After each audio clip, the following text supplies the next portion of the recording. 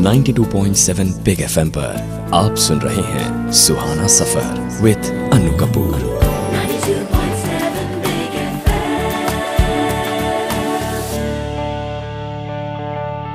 स्वागत करता हूँ एक बार फिर आप सबको। और थोड़ी देर पहले मैंने पूछा था वो कौन सी फिल्म थी। मौसीक़ार आज़म नौशाद साहब को हम सब बहुत अच्छी तरह से जानते हैं, म्यूजिक डायरेक्टर, लेकिन फिल्में प्रोड्यूस करने का शौक भी चढ़ गया।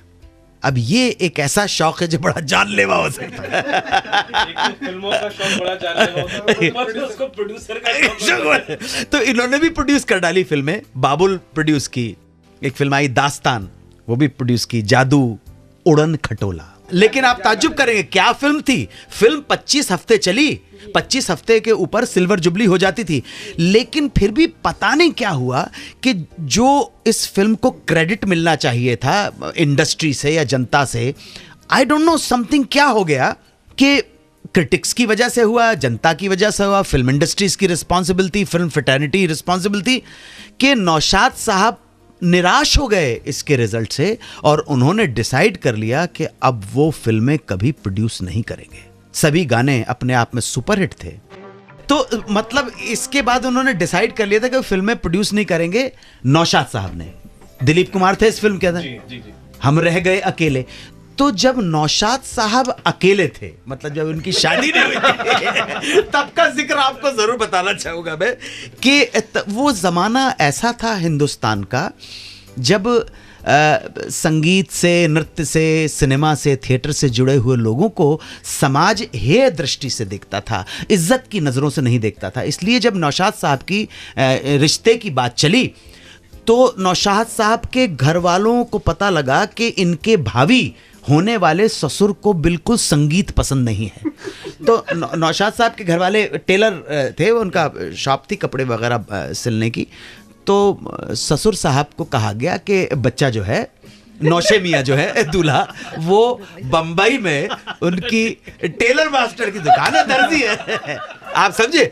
तो ससुर साहब को ये कहा गया कि लड़का जो है बहुत अच्छी तरह से दर्जी की दुकान चलाता है, बंबई में बड़ा अच्छे बड़े बड़े लोग आते हैं, सूट सिलते हैं, शेरवानियाँ अचकन बढ़ाई जाती है।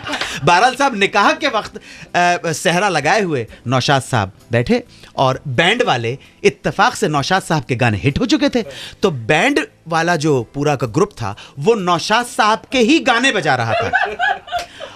और इन गीतों को सुनकर उनके नौशाद साहब के ससुर साहब ने रिएक्ट किया, क्या जमाना आ गया है, ऐसे वाहियात गीत पता नहीं कहां से बच जाते हैं। और नौशाद साहब सेहरे की आड़ में, फूल उनके चेहरों पर है ढके हुए, सेहरे की आड़ में चुपचाप से शर्म से गड़े जा रहे थे कि यार ये मेरे ससुर हैं, इनकी ही दुख्तर के साथ ये इनकी दुख्तर मेरी शरीक हयात बनने वाली है, मेरी बीवी बनने वाली है। कालांतर में जाके बात उजागर हो गई, नौशाद साहब की शादी हुई और नौशाद साहब का इतना नाम हो गया, इतनी पूरे समाज ने इतनी मान और सम्मान और इतनी इज्जत बख्शी कि उनकी कला के सामने नौशाद साहब के ससुर को भी झुकना पड़ा।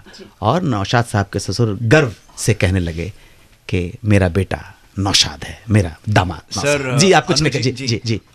उस समय से लेकर आज तक कुछ ज़्यादा खास बदला नहीं है। नौशाद जी तो बहुत बड़े हिट थे जी। तो बीइंग एन एक्टर अभी इतना सर नाम नहीं है, लेकिन अगर हम एक्टर्स लोगों से कोई पूछता है कि आप करते क्या हो, तो अगर हम बोलें कि हम एक्टर हैं या इस लाइन से हैं, तो फिर वो दोबारा क्वेश्चन करते हैं, नहीं वो तो ठीक है लेकिन काम क्या करते हो।